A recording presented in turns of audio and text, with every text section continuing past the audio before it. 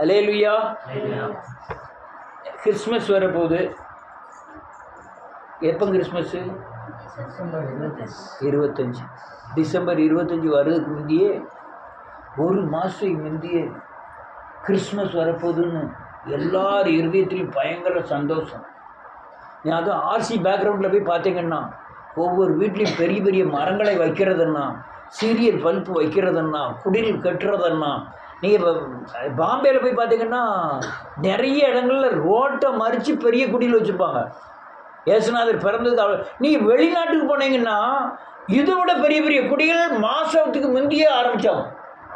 வெத்தலையில் பிறந்தவரை போற்றி பெரிய மனமே அப்படின்ட்டு பாட்டை படிச்சுக்கிட்டு, அங்கே எங்கே பார்த்தாலும் கொட்டு அடிச்சுக்கிட்டு, எங்கே பார்த்தாலும் இந்த தாத்தா வேஷம் போட்டுக்கிட்டு சேண்டம் அது போட்டுக்கிட்டு பேக்கப் தொங்க விட்டுக்கிட்டு அதில் முட்டாயை வச்சுக்கிட்டு வாரவங்களுக்கெல்லாம் முட்டாயை கொடுக்க ஒரே ஜாலி பண்ணாங்க. ஒரு மாதம் முழுக்கும் நல்லா இருக்கும் கிறிஸ்மஸ். அல்லேலூயா. எதுக்கு கிறிஸ்துமஸ் கொண்டாடுறாங்க?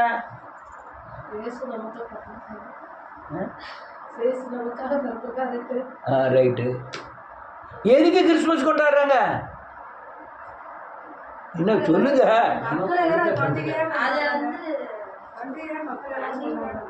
அது பண்டிகை தான் கொண்டாடுறாங்க. அதுதான் அது எதுக்கு கொண்டாடுறாங்கன்னு கேட்க.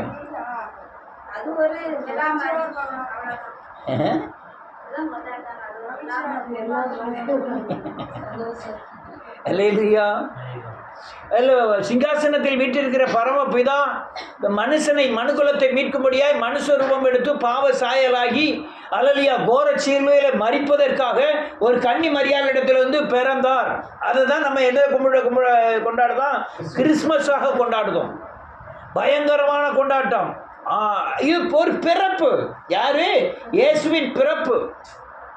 அதே போல ஈஸ்டரை கொண்டாடுறது இல்லை.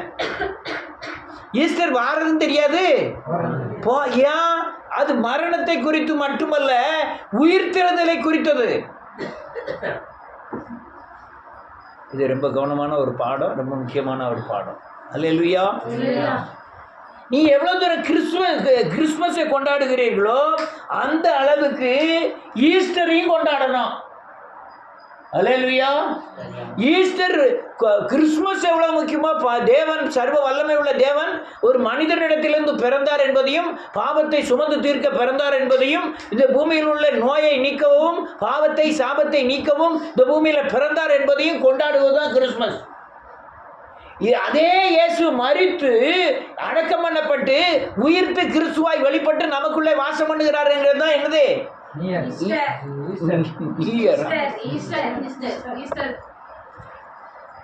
ஈஸ்டர். அதனால இந்த ஈஸ்டரை கொண்டாடக்கூடிய காரியங்கள் மிகவும் குறைவானது. ஏன் மிகவும் குறைவானது? கிறிஸ்துமஸ் பார்த்தீங்கன்னா பயங்கர கொண்டாட்டம். நீங்க பார்க்கல, பாம்பேலாம் பார்த்தீங்கன்னா பயங்கர கொண்டாட்டம். யாரு? இயேசுவை அறியாத புறஜாதியாகிய இந்துக்களும் கொண்டாடுவாங்க. நியூ இயர் அன்னைக்கு கேட் ஆஃப் இந்தியாவில் போய் நின்னீங்கன்னா போதும், கடலுக்குள்ள பெரிய பெரிய போட்டு நிறைய வெடியை கொண்டு போய் வச்சு 10, 50, 100 போட்டை கொண்டு போய் விட்டு ஒரே ஒரு போட்டில் தீய வச்சுட்டு வந்துடுவாங்க. அவ்வளோ போட்டு டான் டான் டான் டான்னு வெடிச்சு செதறுன்னு பார்க்கணும். பைசாவே பார்க்க மாட்டாங்க. ராத்திரி முழுக்கும் அந்த கடல் ஓரம் தான் இருப்பாங்க நியூ இயர் பரப்பதற்கு. அவன் கிறிஸ்தவம் இல்லை, எல்லா புறமதஸ்தர் எல்லாருமே வருவாங்க. இது ஒரு கொண்டாட்டமாய் மாறியது. ஆனால் கொண்டாட்டம் மட்டுமல்ல, உணர்வின் அடிப்படையிலே கிறிஸ்மஸ் கொண்டாடப்பட வேண்டும். ஆமென். எதுக்கு? எனக்காய் பூமியிலே தேவன் பிறந்தார், மனுகுல மீட்பிற்காய் பிறந்தார், என் பாவத்தை சுமந்து தீர்க்கும்படியாய் பிறந்தார். அப்படிங்கிறத மனுஷன் தனக்குள்ள உணர்வடையணும். அதுதான் கிறிஸ்மஸாய் கொண்டாடப்பட வேண்டும். ஆனால் ஈஸ்டர் வர்றதும் தெரியாது, போகிறதும் தெரியாது.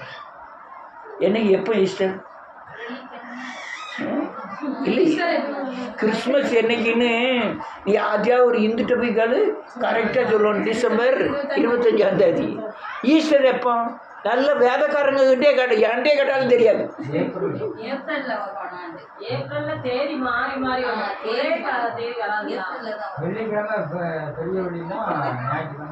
அது எல்லாத்துக்கும் தெரியும். வெள்ளி, சனி, ஞாயிறு.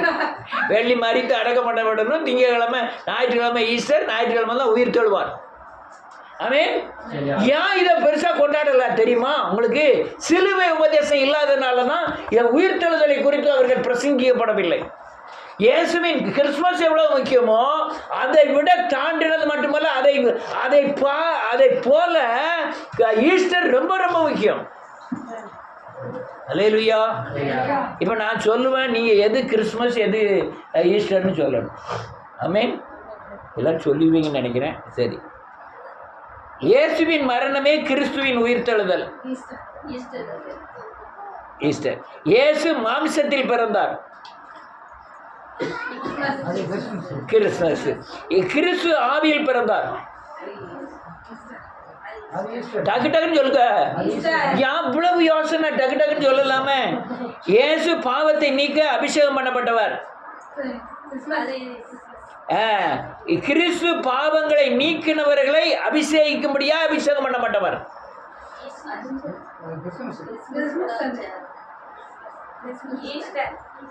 ஈஸ்டர்.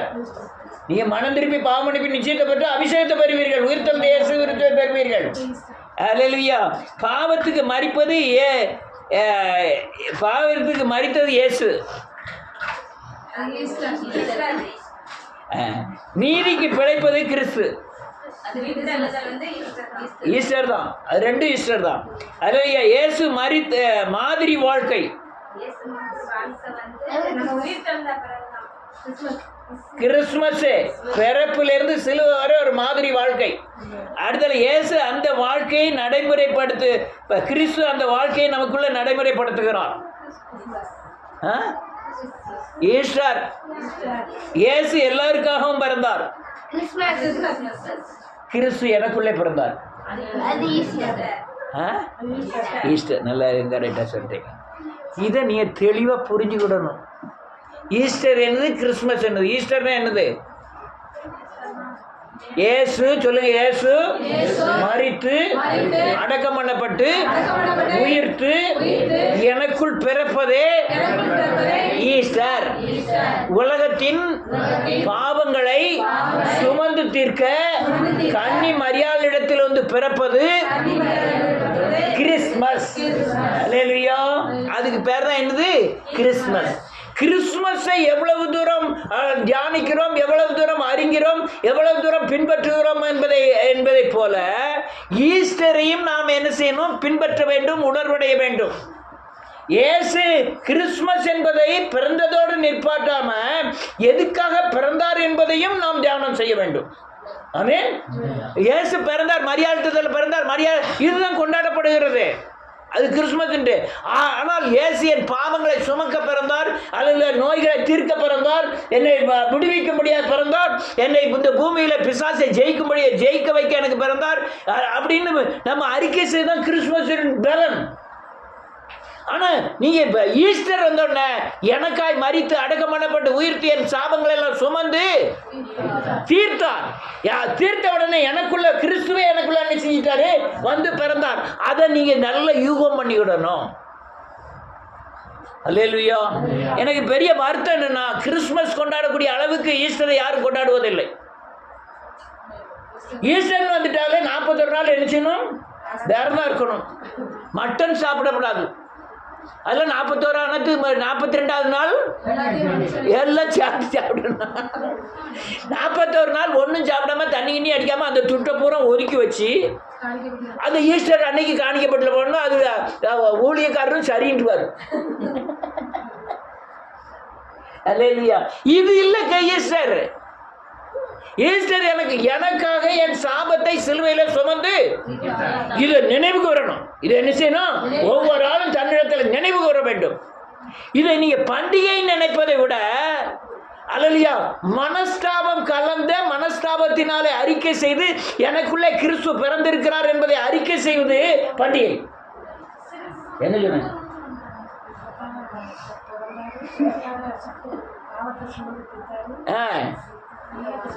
எனக்குள்ள என்ன செஞ்சிருக்கிறாரு?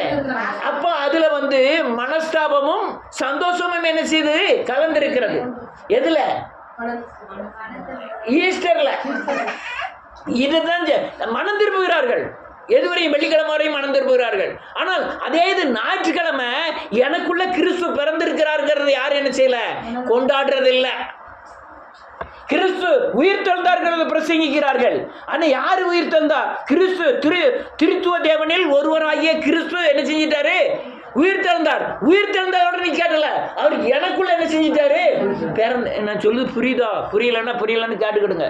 இது ரொம்ப முக்கியமான பாடம்.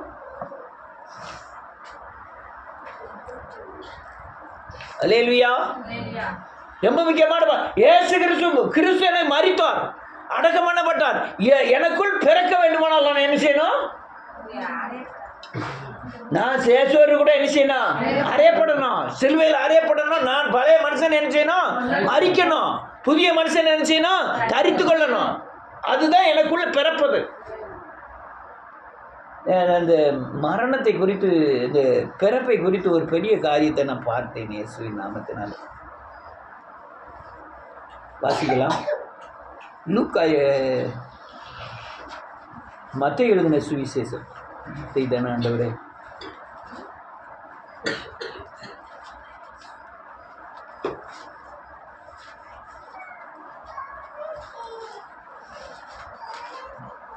வாரேன். லூக்காலையும் பார்க்கணும்.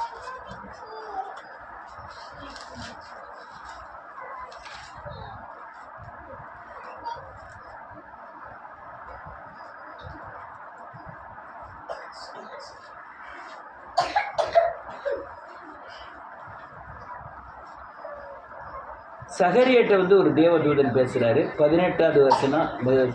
லூக்கா 1வது அதிகாரம் 18வது வசனம்.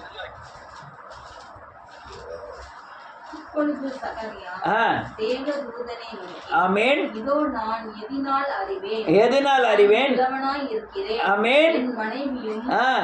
வயது சென்றவளாய் இருக்கிறாளே என்றால், ஆமென், பிரதியுத்தரமாக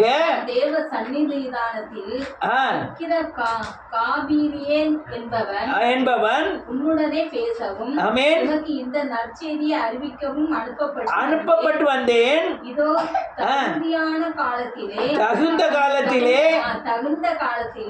நிறைவேற போகிற என் வார்த்தைகளை விசுவாசியாதபடியால் இவைகள் சம்பவிக்கும் நாள் மட்டும் நீ பேசக்கூடாத ஊமையனாயிருப்பாய். நீ யாருக்கிட்ட எல்லாம் போயிட்டு சொல்லுங்க, உங்களுக்குள்ள கிறிஸ்து பிறந்திருக்கிறான்னு சொன்னா யாராவது நம்புதாங்களான்னு பாருங்க. இயேசு அங்க மரியாதை தொட்டில பிறந்தாருன்னா, கிறிஸ்து எனக்குள்ள பிறந்து, எனக்குள்ள பிறக்க போய் தான் நான் ஆவியானவரை நம்புறேன். எனக்குள்ள பிறக்க போய் தான் நான் இயேசுவை என்ன செய்யறேன்? நம்புறேன். என்னை இயேசுவை நம்ப வைக்கிறது யார் தெரியுமா? எனக்குள்ள பிறந்த கிறிஸ்து. இயேசுவை அறிந்து கொள்ளப்படியா செய்கிறவர் யார் தெரியுமா? கிறிஸ்து. என்னை தன்னைத்தான் வெறுத்து சிலுவை சுமக்க வைக்கிறவர் யார் தெரியுமா? கிறிஸ்து. எந்த கிறிஸ்து? திருத்துவ தேவனில் ஒரு நபராகிய வல்லமை உள்ள தேவன் எங்க போய் இருக்கிறாரு? இந்த அசிங்கமான அசுத்தமான மண் பாண்டத்துக்குள்ள என்ன செய்யறாரு? குடியிருக்கிறார். என்ன செய்யறாரு? வந்துட்டு போகல, உனக்குள்ள என்ன செய்யறாரு? வாசம் பண்ணுகிறார். வாசம் பண்ணி யாரை காமிக்காரு? இயேசுவை காமிக்கிறார். நீ நம்பலன்னா அது நடக்குதுன்னு நீ எப்படி இருப்பியா? நல்லா எழுதியிருக்காங்க. யோசேப்பின் நிலைமையை பாருங்க. மத்தேயு எழுதின சுவிசேஷம் 1வது அதிகாரம்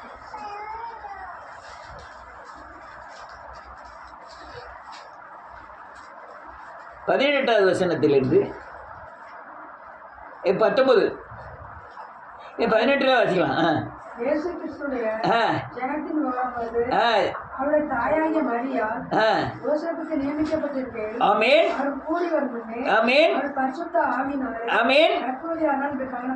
காணப்பட்டது. நீதிமானாயிருந்து அவளை அவமானப்படுத்த மனதில்லாமல் ரகசியமாய் அவளை தள்ளிவிட யோசனையாயிருந்தான். அல்லேலூயா. மரியாள், அல்லேலூயா. தேவ திட்டம் மரியாளுக்கு தெரியுது, யோசேப்புக்கு தெரியல. நீதிமான். ஆனால் இந்த நீதிமான் இந்த காரியம் தெரிய வந்தோடனே, அல்லேலூயா, கல்யாணம் முடிக்க முடியாது, குழந்தை உண்டாயிருக்கான்னு தெரிஞ்சோடனே அவளை நைஸா தள்ளி விடலாம்னு நினைக்கிறோம். அல்லேலூயா. பெரிய தேவ திட்டம். இந்த உலகத்தில் உள்ள எல்லா ஜனங்களையும் மீட்கக்கூடிய ஒரு மீட்பர் ஒரு அற்பமான ஒரு ஏழையான அடிமை பெண்ணிடத்திலிருந்து பிறக்க போகிறாரு. பிறக்க போகிறவர் அல்லேலூயா ஒரு தூதனை அனுப்பி பரலோகத்திலிருந்து ஒரு செய்தி வந்து அல்லேலூயா சொல்லப்படுகிறது. அதை நம்புவதற்குண்டான பலன் யாற்று இல்லை. யாருமே நம்ப முடியாது. யாருமே என்ன செய்யுது? நம்ப முடியாது. ஏன்னா அது கிறிஸ்துமஸுக்கு முந்தி. எப்போ? நம்ம ஈஸ்டருக்கு முந்தி இருக்கோம். அவங்க கிறிஸ்து பிறகு முந்தி. நமக்கு ஈஸ்டர் வந்த பிறகு நமக்குள்ள யார் இருக்கா? கிறிஸ்து இருக்கா. நான் இயேசுவை பற்றி சொன்னாலும் இயேசு பிறப்பை பற்றி சொன்னாலும் நான் நம்பதுக்கு எனக்கு போதிக்கிறதுக்கு யார் இருக்கா?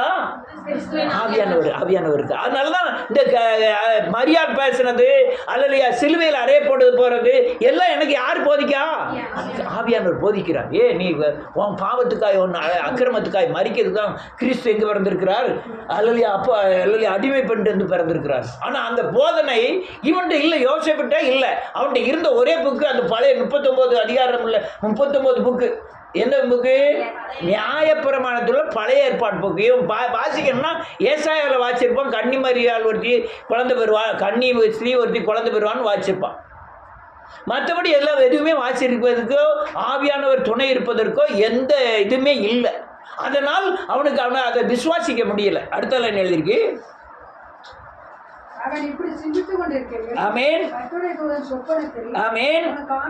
காணப்பட்டு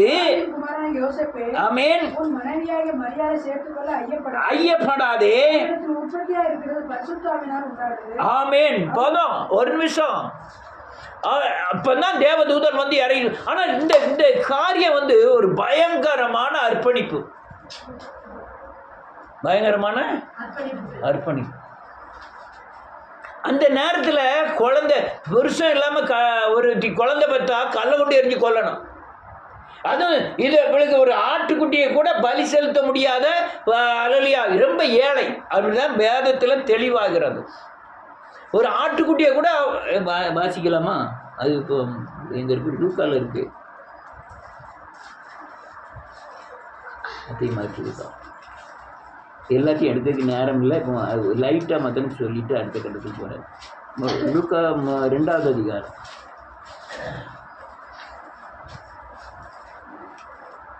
23வது வசனம்.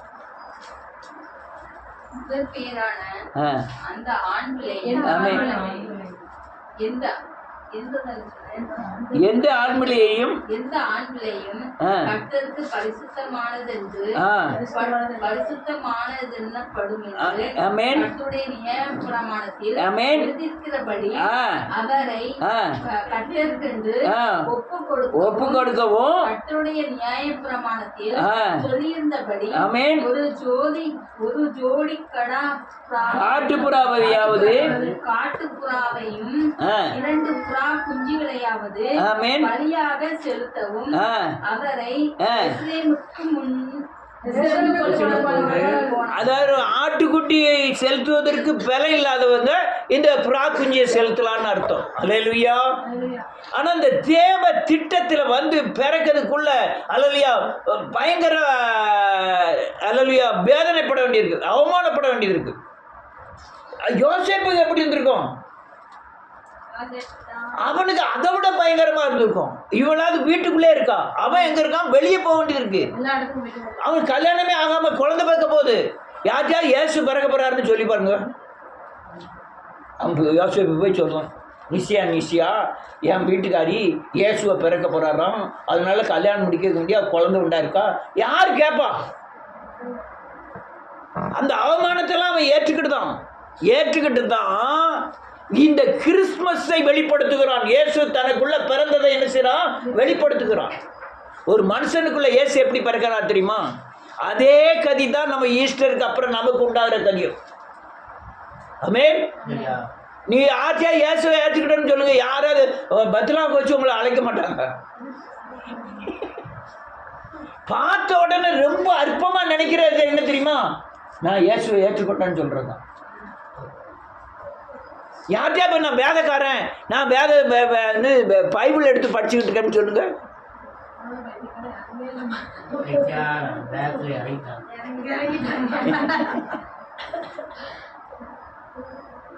அவமானத்தில் பெரிய அவமானம் என்ன தெரியுமா? இயேசு எனக்குள் பிறந்திருக்கிறாருன்னு சொல்லுதுதான்.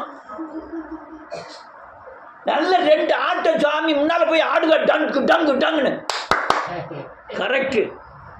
நான் இயேசுவை ஏற்றுக்கொண்டேன், சிலுவையை சுமக்கிறேன், பைபிளை வச்சிருக்கிறேன், ஜெபம் பண்ணுகிறேன், பைத்தியாரே. அல்லேலூயா. ஆண்டவர். இதுதான் நிலைமை. ஒரு மனுஷனுக்குள்ள எப்படி இயேசு பிறக்காருன்னு பாருங்க. லூக்கா எழுதின சுவிசேஷம் 1வது அதிகாரம் 35வது வசனம். தேவதூதன் அவளுக்கு பிரதியுத்தரமாக, ஆமென், பரிசுத்த ஆவி உன்மேல் வரும். ஒரு நிமிஷம். இந்த மரியாளுக்குள்ள இயேசு எப்படி பிறந்தாரோ சொல்லுங்க. அதே போல நமக்குள்ள கிறிஸ்துவும் அப்படியே பிறக்கிறார். அது நமக்கு மாதிரி. மரியாளுக்குள்ள பிறந்தது என்னது? மாதிரி. அவ அவமானப்பட்டால் நீங்களும் அவமானப்படுவீர்கள். அவர் துக்கத்தை அனுபவித்தால் நீங்களும் துக்கத்தை அனுபவிப்பீர்கள். அதுலயா அவளுக்கு என்ன நேர்ந்ததோ அதே போல உங்களுக்கு நேரும். உங்களுக்குள்ள பிறக்கிறது கிறிஸ்து, அவளுக்குள்ள பிறந்தது இயேசு. அல்லேலூயா. நீங்க கிறிஸ்துமஸை கொண்டாட போறீங்களா அல்லது ஈஸ்டரை கொண்டாட போறீங்களா? கிறிஸ்துமஸும் வேணும். ஆனா நமக்கு ரொம்ப தேவை என்ன தெரியுமா? எனக்குள்ள பிறந்த இயேசு கிறிஸ்து. அல்லேலூயா. நான் அதை உண்மையாய் கொண்டாடணும், ஒவ்வொரு நாளும் கொண்டாடணும். இயேசு உலகத்தில் எல்லா ஜனங்களுக்காகவும் பாவிகளுக்காக பிறந்தார். கிறிஸ்து எனக்காக பிறந்தார், எனக்குள்ள பிறந்தார். அதுதான் என்னது? ஈஸ்டர். அல்லேலூயா. ரொம்ப பாடங்கள் ரைட்டு. இயேசுவின் நாமத்தினாலே வாசிக்கலாம். பரிசுத்த ஆவி உன்மேல் வரும். நீ எங்க இருப்பீங்க? பிராந்தி கடையில் இருக்கலாம், அல்லது வீட்டில் எங்கேயோ இந்து கோயிலில் இருக்கலாம், அல்லது எங்கனையா இருக்கலாம். ஆனால் உங்கள் மேலே யார் வருவா?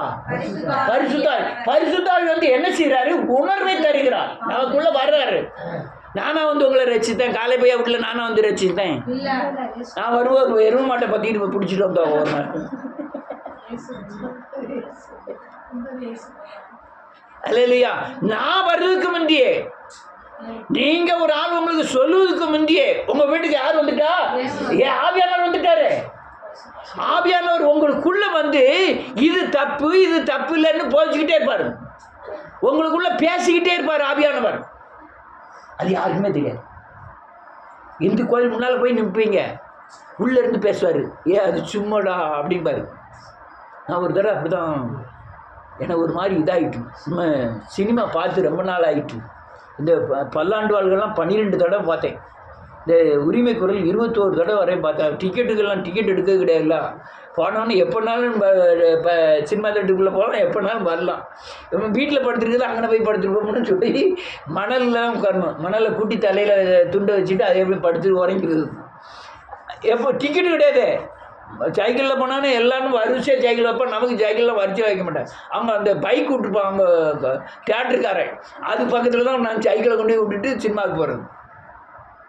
இவனுள்ள இப்படி இருக்கானு நம்ம சினிமா பார்த்துட வேண்டிதான், யார் என்னமோ சொல்லிட்டு போகிறாங்கன்னு சொல்லிட்டு நேராக 2வது ஷோவில் முன்னே போய் இருந்தோம்னா எவனும் பார்த்துருவான்ட்டு பின்னால் ஓடி போய் சேரில் கடைசி சீட்டில் போய் உட்காந்துருக்கேன். முக்காடு போட்டுட்டு நான் ஏறக்கிறேன். இப்படியாவது பாட்டெல்லாம் நடத்தணும் எங்கே சர்ச்சில். நான் படம் எப்படியா பார்த்துடணும்னு ஒரு ஆசை. அன்றைக்கி என்ன படம் போட்டிருந்தா வீரபாண்டிய கட்டபொம்மன். சரி முக்காடு போட்டுட்டு உட்காந்துருக்கேன், படம் நடந்துக்கிட்டே இருக்கு, என் மனசுக்குள்ளே பேசுது. அவ்வளோ பொய், இருக்க முடியல, இருந்து பார்க்க இருக்க முடியல. அன்னைக்கு ஓடி ஓடி பார்த்த வீரபாண்டிய கட்டபொம்மன் இன்னைக்கு ஒரு தடவை உட்காந்து பார்க்க என்னால் பார்க்க முடியல. பாதியிலே எந்திரிச்சு நான் பாட்டில் போயிட்டு பார்க்க வந்துட்டேன். அதுக்கப்புறம் நான் படமே பார்த்ததில்லை. ஆமென். அதே மாதிரி தண்ணி அடிக்க அப்படிதான், ஒரே ஒரு நாள் தண்ணி அடித்தா அதுக்கப்புறம் அதுக்கு தொடவே இல்லை. அல்லேலூயா. வேதம் சொல்லுது அப்போ தான் பரிசுத்த ஆவியானவர் உங்களுக்குள்ளே வரார். நீ பொய் பேசும்போது பார்த்தியா, பொய் பேசிட்ட பார்த்தியா, உறுத்துவார் கிடந்து. யாராவது ஏமாற்றிட்டீங்கன்னு வச்சுக்கணும், ஒரு கெட்ட வார்த்தை பேசிட்டே வச்சுக்கணும். உள்ளே இருக்கிற பரிசுத்த ஆவியானவர் எப்போ நீங்கள் வேதக்காரனும் ஆகலை, சர்ச்சைக்கு போகலை, இன்னும் எது பைபிளை பற்றி தெரியாது, போதனை பற்றி தெரியாது, எழுப்புதலை பற்றி தெரியாது. அதுக்கு முந்தைய யார் வந்துருதா? பரிசுத்த ஆவியானவர். அந்த பரிசுத்த ஆவியானவர் முதிர்ச்சி அடைந்தவர் அல்ல. நம்ம மனம் திரும்பி பாவ மன்னிப்பை பெறுகிற பரிசுத்த ஆவியானவர் வேற, உங்களை கனிகளால் நிரப்புகிற ஒரே பரிசுத்த ஆவியானவர் தான். அவருடைய வளர்ச்சி கனி தருகிற பரிசுத்த ஆவியானவர் வேற, உங்களை வரங்களால் நிரப்பதுக்கு உண்டான பரிசுத்த ஆவியானவர் வேற. நான் பாவியாக இருக்கும்போதே, நான் இயேசுவை ஏற்றுக்கொள்ளாத போதே ஆவியானவர் என் மேல் என்ன செய்கிறாரு? நிழலிடுகிறார். அடுத்தால என்ன ஆகுது? ஆமென். அப்போ உடனே தேவனாகிய கர்த்தராகிய இயேசு கிறிஸ்துவின் பலன் நமக்கு மேல் நிழலிடுறோம். என்ன நிலையிடும்? உங்களை சுற்றி நீங்கள் சேவிக்கிற விக்கிரகத்தின் ஆவியின் கிரியைகள் உங்களை அறியாமலே உங்களை மேற்கொள்ள சூழும். நீங்கள் எங்கே போக போகிறீங்க? அவனை அப்பான்னு கூப்பிட்டுட்டு இன்னொரு ஆளை என்ன செய்ய போகிறீங்க? அப்பான்னு கூப்பிட போகிறீங்க. அப்போ இவர் பாதுகாப்பை கொடுத்தானோ யாரு? தேவன் என்ன செய்யணும்? பாதுகாப்பை கொடுக்கணும். உங்களை அறியாமலே உங்கள் சுற்றி பெரிய வேலையை போட்டுருவாரு. ஆனால் நீங்கள் சேவித்து வந்த சாமி சரியான சாதாரண சாமி கிடையாது. தலைமுறையாய் உங்கள் குடும்பத்தில் அநேக தீமைகளை செய்து, அநேக உயிர்களை வாங்கி, அநேக நோய்களை கொடுத்து, வேதனையை கொடுத்து உங்கள் குடும்பத்தை ஆளுகை செய்கிற சக்தியிலிருந்து அந்த தேவன் பாதுகாக்க வேண்டும் என்பதற்காக அவர் என்ன செய்கிறாராம்? பலம் ஒன்றின் மேல் நிழலிடும். அந்த பலன் என்ன செய்யும்? நீ இயேசுவேன்னு கூப்பிட்டா போதும். நீ பெரிய ஜெபம் பண்ண வேண்டாம், நெடுங்கமனங்கள் வேண்டாம். ஒரு பிரச்சனை வந்துட்டா, ஒரு பிசாசின் போராட்டம் வந்துன்னா இயேசுவேன்னு கூப்பிட்டா போதும். அவ்வளோதான் கூப்பிட தெரியும். அதுக்கு மேலே உன்னதமானவர் வல்லவர் அதெல்லாம் ஒன்றுமே தெரியாது. இயேசுவே என்னை காப்பாற்றும். இந்த காப்பாற்றுங்கிற சொல்ல அந்த பொல்லாத சக்தியில் என்ன செய்யணும்? பாதுகாக்கும். ஏன்னா உங்களுக்குள்ள யார் பிறக்கணும்? கிறிஸ்து பிறக்கணும், அங்கே இயேசு பிறக்கணும். அடுத்தால என்ன இருக்கு? ஆதலால் உன்னிடத்தில் பரிசுத்தம் உள்ளதுன்னு என்ன? மனம் திரும்பி பாவ மன்னிப்பு நிச்சயத்தை பெற்று நமக்குள்ள ஆவியானவர் தங்கக்கூடிய தன்மைக்கு அவர் பரிசுத்தம் உள்ளவர் பிறந்துருவாரு. அல்லேலூயா. அங்கதான் பரிசுத்த ஆவியானவர் நமக்குள்ள பிறக்கிறாரு. நமக்கு ஈஸ்டர் அதான். கிறிஸ்துமஸ் உலகத்தில் எல்லா ஜனங்களுக்காகவும் பிறந்தார், நல்லது. அல்லேலூயா. நம்ம கொண்டாடுறோம், நல்லது. ஆனால் அதை விட ரொம்ப முக்கியம், எனக்குள் கிறிஸ்து பிறக்க வேண்டும். என்னைக்கு பிறக்கணும்? ஒவ்வொரு நாளும் பிறக்கணும். அப்போ என்ன செய்யணும்? ஒவ்வொரு நாளும் பாவத்துக்கு மரித்து மீதிக்கு பிழைக்கணும். ஒவ்வொரு நாளும் பழைய மனுஷனை கொல்லணும், புதிய மனுஷனை தடுத்து கொள்ளணும். அப்போ கிறிஸ்து நமக்குள்ள என்ன செய்யணும்? அப்போ நமக்கு ஒவ்வொரு நாளும் நமக்கு என்னது? ஈஸ்டர். நமக்கு என்னது? ஈஸ்டர். கிறிஸ்து உலகத்தில் எல்லா ஜனங்களுக்காகவும் பிறந்தார். இல்ல, இயேசு எல்லா ஜனங்களுக்காகவும் பிறந்தார். கிறிஸ்து எனக்காக பிறந்தார், எனக்குள்ளே பிறந்தார். என்னை உள்ள போய் என்ன செய்வாரு? என்னை இயேசுவை காப்பாரு. இயேசுவின் அடிச்சுவடுகளை என்ன செய்வாரு? பின்பற்ற வைப்பார். என்னை யாரை போல மாற்றுவாரு? இயேசுவை போல மாற்றுவார். என்னை இயேசுவை போல மாற்றுவார். நீ ஒரு பாவம் செஞ்சிட்டேன்னா உங்களை கூட்டிட்டு போற இடம் என்ன தெரியுமா? சிலுவை. சிலுவையில் மனம் திரும்ப வச்சு பாவ மன்னிப்பு நிச்சயத்தை பெற வச்சு அதுக்கப்புறம் அவர் அந்த பாவத்திலேருந்து பூரா உங்களை மீட்டெடுத்துருவார். பொய்யே இல்லாதபடி செய்வார், அநீதியே இல்லாதபடி செய்வார். நீங்கள் ஒரு நாள் போய் சொல்லுவீங்க, 2 நாள் போய் சொல்லுவீங்க, 10 நாள் போய் சொல்லுவீங்க, 1 வருஷம் போய் சொல்லுவீங்க. ஆனால் அவர் சளைக்கிறவர் அல்ல. உன் பின்னாலே என்ன செஞ்சுட்டு இருப்பாரு? அந்த பொய் நீங்கும் வரை உடனே சிரிச்சுட்டு அடித்து காலில் வச்சு அப்படிலாம் செய்ய மாட்டார். உங்களுக்குள்ளே வந்துக்கிட்டு இருப்பார். நீயா பார்த்து பொய், இது தப்பு, நம்ம இருந்து பொய் பேசினா ஆண்டவர் நமக்குள்ளே வரமாட்டார். 10 கட்டளையில் 1. அதனால இந்த பொய்யை நம்ம தூர எடுத்து போடணுங்கிற வழிமுறைகள் எல்லாம் திருத்தி அதுக்குண்டான வாசலை திறந்து அதுக்குள்ள காரியங்களை செய்து பொய்யை உங்கள்கிட்ட நீக்குவார். ஆமென். பொய் நீக்காச்சு முடியுது, போதுமா? இன்னும் அநேக அசட்டுகளை நீக்கும்படியாய் பரிசுத்த ஆவியானவர் நம்ம கூட என்ன செஞ்சுட்டு இருப்பாரு? வந்துட்டு அதுக்கு தான் நிலம் பிறக்கிறோம். நான் பொய்க்கு சேர்த்து உண்மை என்ன செய்கிறேன்? பிறப்பிக்கிறேன். அது பரிசுத்த ஆவியானவர். அநீதிக்கு சேர்த்து நீதி என்ன செய்கிறேன்? பிறப்பிக்கிறேன். அது பரிசுத்த ஆவியானவர். அப்போ இந்த ஒவ்வொரு காரியங்களையும் கிறிஸ்து நமக்கு கொடுக்க நாம் அபிஷேகத்திலே வளர்கிறோம். எதுல? இயேசுவின் சாயலிலே வளர்கிறோம், அபிஷேகத்தில் வளர்கிறோம். இதுதான் நமக்கு நெதம் பிறக்கிற ஈஸ்டர். ஆனால் இயேசு என்ன செய்தார் தெரியுமா? வாசிப்போம். கொலோசியரின் புத்தகம் 1வது அதிகாரம். முடிஞ்சிட்டு 20வது வசனம். அவர் சிலுவையில் சிந்தின இரத்தத்தினாலே சமாதானத்தை உண்டாக்கி பூலோகத்தில் உள்ளவைகள் பரலோகத்தில் உள்ளவைகள் யாவையும் அவர் மூலமாய் நமக்கு ஒப்புரவாக்கிக் கொள்ளவும் அவருக்கு பிரியமாயிற்று. சிலுவையிலே சிந்தின இரத்தத்தினாலே, சிலுவையிலே செய்த பலியினாலே பூலோகத்தில் உள்ளவைகளும் பரலோகத்தில் உள்ளவைகளை யாவும் அவர் மூலமாய் தமக்கு ஒப்புரவாக்கி கொள்ளும்படியாய் அவருக்கு பிரியமாயிருந்தது. பரலோகத்தில் என்ன இருக்கு? கர்த்தராகிய இயேசு கிறிஸ்துக்கார் பரிசுத்தத்தை தவிர அங்கே ஒன்றுமே இல்லை. நீதியை தவிர அநீதி அங்கே இல்லை. அதில் உண்மைத்தன்மை தவிர வேற ஒன்றுமே கிடையாது. ஆனால் இங்கே என்ன இருக்கு? அக்கிரமா. இந்த ரெண்டையும் ஒப்புரவாக்கணுமா? நடுவில் ஒரு ஆள் என்ன செய்யணும்? நிற்கணும். அந்த நடுவில் நிற்கிறதுக்கு யார் வேணும்? இயேசு. எங்க எதுக்கும்? அவர் பரிசுத்தத்துக்கும் பாவிக்கும் நடுவில் அவர் நிற்கிறார். பலிபீடத்துக்கும் நமக்கும் நடுவில் யார் நிற்கிறாரு? இயேசு. இயேசு நின்று நம்மையும் பிதாவை என்ன செய்றாரு? ஒப்புரவாக்குகிறார். அல்லேலூயா. யாரு ஒப்புரவாக்குறா? இயேசுவின் மரணம். இயேசு. அல்லேலூயா. நம்ம எங்க பரலோகத்தில் ஒரு நன்மையை வாங்கணும்னா நம்ம போகவே முடியாது. ஏன்னா அங்க பரிசுத்தத்தில் பயங்கரமானவர். அவரை உள்ள போய் கூட என்ன செய்ய முடியாது, பார்க்க முடியாது. ஆனா பாவத்துக்கு இவர் மரித்து பரிசுத்த வஸ்திரத்தை தரித்து கொண்டு பாவிகளுக்காய் நமக்காய் அங்க என்ன செய்யறாரா?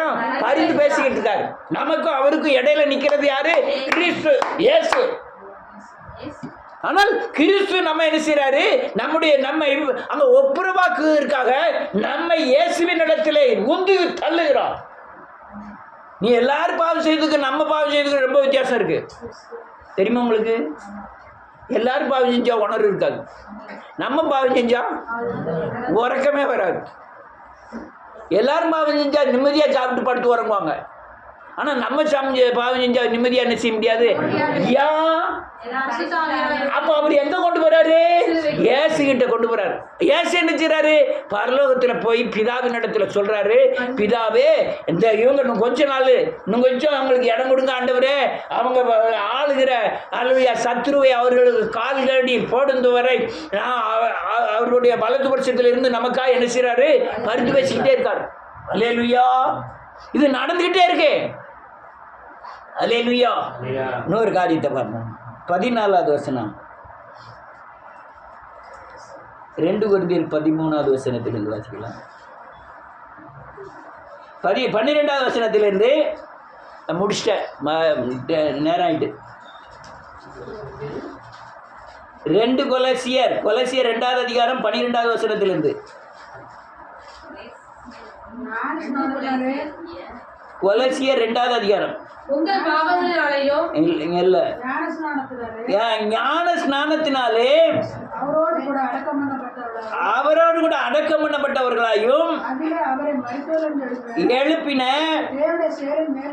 ஆமென் விசுவாசத்தினாலேயும் என்ன எழுதிருக்கு பார்த்திருக்கீங்களா? நம்ம விசுவாசத்தோட இயேசு மரித்து கிறிஸ்து உயிர் தெழுந்தார். இயேசு மரித்தோடனே யார் உயிர் தெழுந்தாரு? கிறிஸ்து. அப்ப இயேசுதான் யாரு? அந்த கிறிஸ்து உயிர் தெழும்போது நானும் அவரோடு கூட என்ன செஞ்சிட்டேன்? உயிர் தெழுந்தேன். ரொம்ப பெரிய ஒரு பாயிண்ட். அந்த வசனத்தை இன்னொரு ஆள் வாசிக்கலாம் திருப்பியும். ஆமென் ஆமென். அதிலே அவரை எழுப்பின விசுவாசத்தினாலே அவரோடு கூட ஞானஸ்நானம் எடுக்கும் போது அவரோடு கூட எழுந்துட்டேன். ஈஸ்டர் என்னது? அதுக்கு பேர் தான் என்னது? அவரோடு கூட நான் எழுந்துட்டேன், புதுசா பிறந்துட்டேன். அவர் எனக்குள்ள பிறந்துட்டாருன்னா கிறிஸ்து எனக்குள்ள பிறந்திருக்கிறாரு, நான் அவருக்குள்ள பிறந்துட்டேன். புதிய பிறப்பானேன்.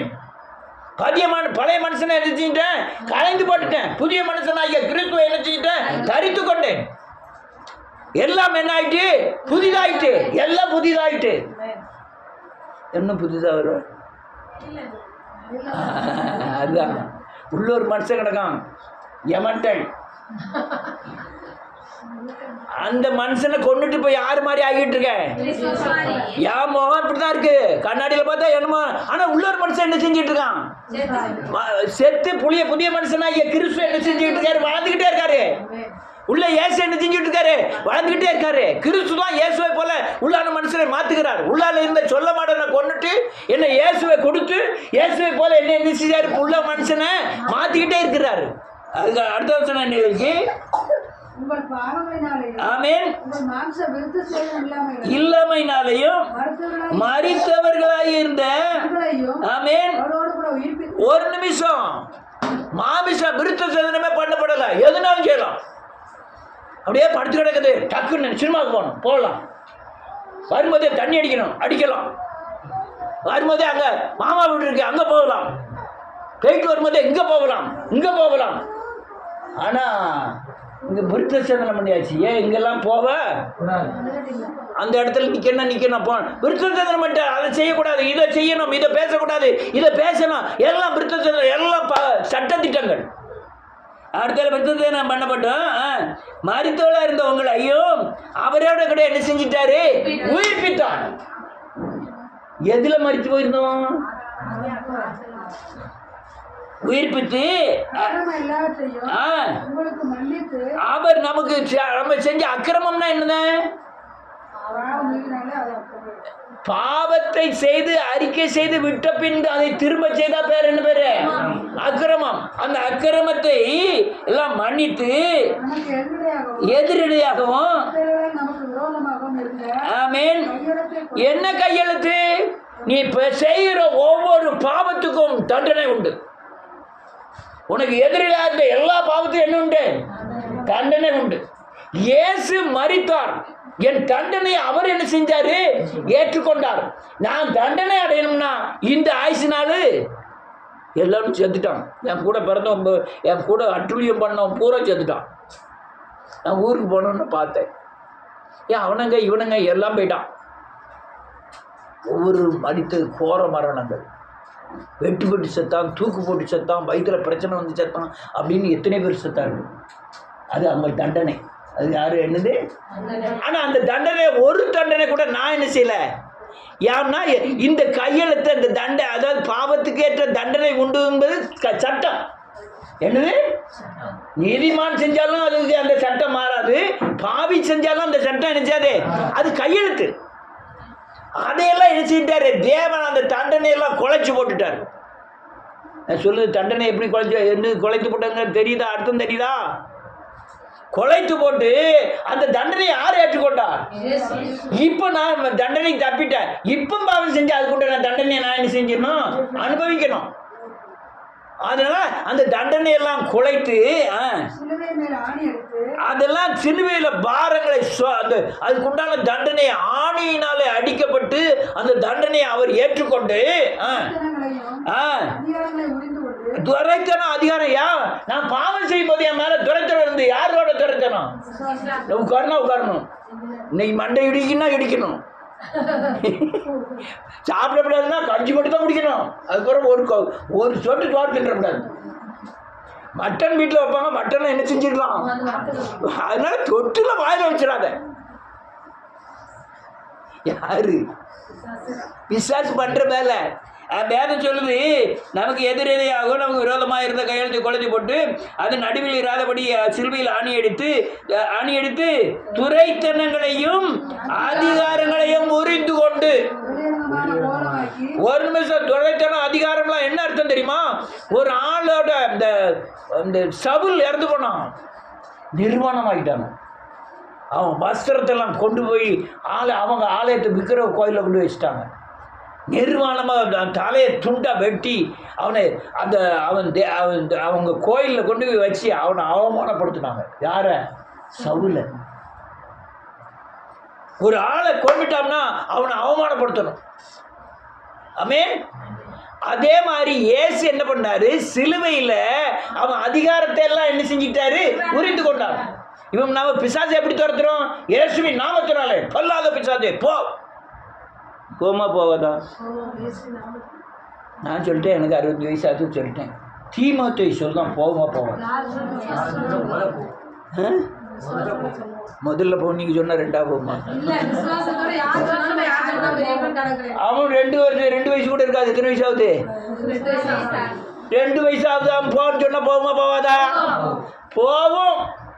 அந்த அதிகாரத்தை என்ன செஞ்சிட்டாரு? அவர் என்ன செஞ்சிட்டாரு? உரிந்து அந்த அதிகாரத்தை யார்கிட்ட தந்துட்டாரு? நமக்கு தந்திருக்கிறார். பிசாசோட வயசு தெரியுமா? ஒரு 50 வயசு, ஒரு 1000 வயசு, உலக தோற்றத்திற்கு முன்னே இருக்கும். அவனை போய் நேற்று பிறந்து நாளைக்கு சாகக்கூடிய நம்ம இயேசுவின் நாமத்தினாலே உன்னை சாபிக்கிறேன் அப்பால போ. இந்த அதிகாரம் எங்க வந்தது? அந்த அதிகாரத்தை யார்கிட்ட தந்துட்டாரு? பிசாசு பத்தியே தெரியாது, அது ஒரு பேக்ரவுண்டு தெரியாது, அது என்னென்ன கிரியல் செஞ்சிருக்குன்னு தெரியாது, கருப்பா செவப்பான்னு தெரியாது, வெளிப்புறமா தெரியுது, பல்ல காட்டிட்டு ஆடுதுன்னு தெரியுது, ஓஹோன்னு தெரியுது. ஆனாலும் ஒரு எண்ணெயை மாத்திரம் கையில வச்சுக்கிட்டு, பைபிளை கையில வச்சுக்கிட்டு, இயேசுவின் நாமத்தினால பொல்லாத ஆவியே, எங்க இருந்து வந்தது இந்த அதிகாரம்?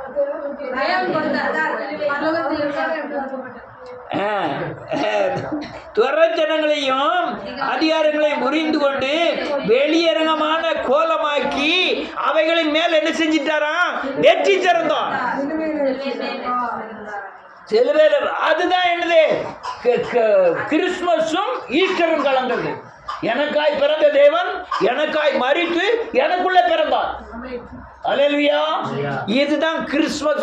கிறிஸ்துமஸை எவ்வளவு மேன்மையா நினைக்கிறோமோ அதே அளவுக்கு ஈஸ்டர் என்ன செய்யணும்? மேன்மையா நினைக்கணும். இயேசு உலகத்தில் பாவத்தை சுமந்தது ஒரு சிலுவை இல்லை, நீங்க பிழைக்க முடியாது. ஒரு சிலுவை மரணம் இல்லைன்னா நீங்க என்ன செய்ய முடியாது? நீங்க இல்லை, நானுமே என்ன செய்ய முடியாது, பிழைக்க முடியாது. இது சரி, சிலுவை இருந்தது, அவர் உயிர் தந்து நமக்குள்ள இல்லைன்னா நானும் என்ன செய்ய முடியாது, பிழைக்க முடியாது. அப்போ கிறிஸ்துமஸும் தேவை, ஈஸ்டரும் தேவை. அதனால கிறிஸ்துமஸை கொண்டாடுகிற அளவுக்கு ஈஸ்டரையும் என்ன செய்யணும்? நினைவு கூற வேண்டும். இதான் காரியம். கர்த்தர் உங்களை ஆசீர்வதிப்பாராக. எல்லாரும் முழங்கால் படிடுவோம்.